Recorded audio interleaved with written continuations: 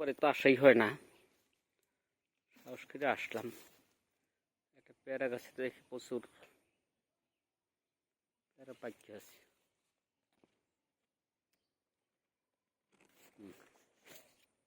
খাইলাম কয়েকটা, এখন দেখি এগুলি ওই যে পাকি রয়েছে। এগুলি ছোট ছোট সাইজ হইলেও কিন্তু অনেক টেস্টি এবং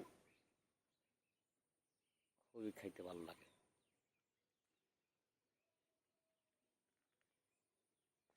মেঘগুলি কত সুন্দর অবস্থায় আছে, মানে পাহাড় পর্বত জমে আছে।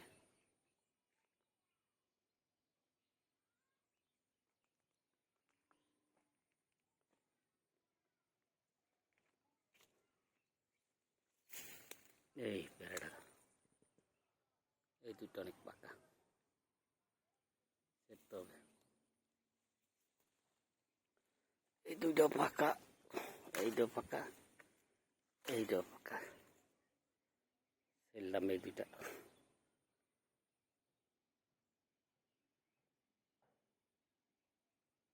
দুইটা পাকা পেয়ারা ছিলাম।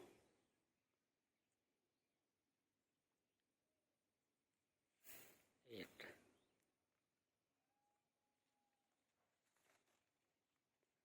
এই পকেটে নিয়ে নি, একে একে সিঁড়ি।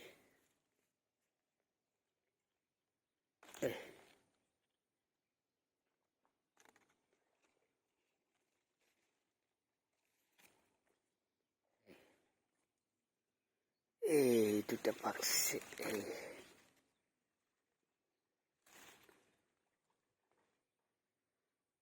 এই দূরে দূরে পাকা, সেটাও তো মুশকিল।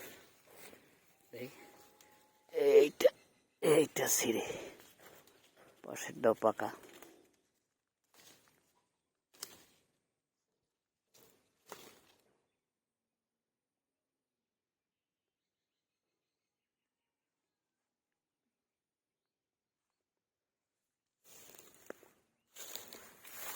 শান্ত, এদিক তুই আসিসই নাই, সবকটার কাছে তো পেয়ারা বাতি হয়েছে। তবে ওইটা ওই দু একদিনের ভিতরে সবই প্রায় পাইকে যাবে।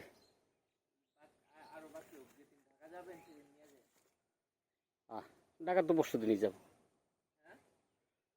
ঢাকা তো পরশু দিনই যাবো। হুম হুম, আজকে কি বার? মঙ্গল, বুধ, বৃহস্পতি।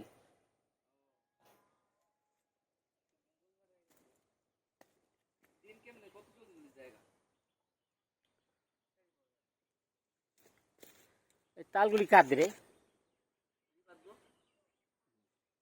প্রচুর তাল হয়ে রয়েছে, প্রচুর। ওই তোরা ইয়েও পারলো না, এখন তো বাতি। হ্যাঁ,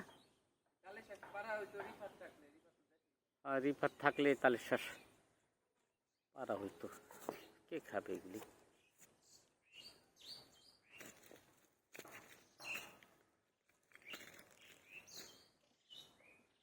ওইদিকে যাওয়ার তো কায়দা নাই।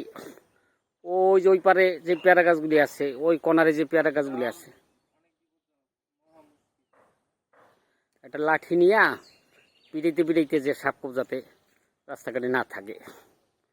আমলকি গাছটা তো পাহাড়ের মতো হয়ে রয়েছে, কিন্তু আমলকি কোনো নমুনা দেহস? হ্যাঁ,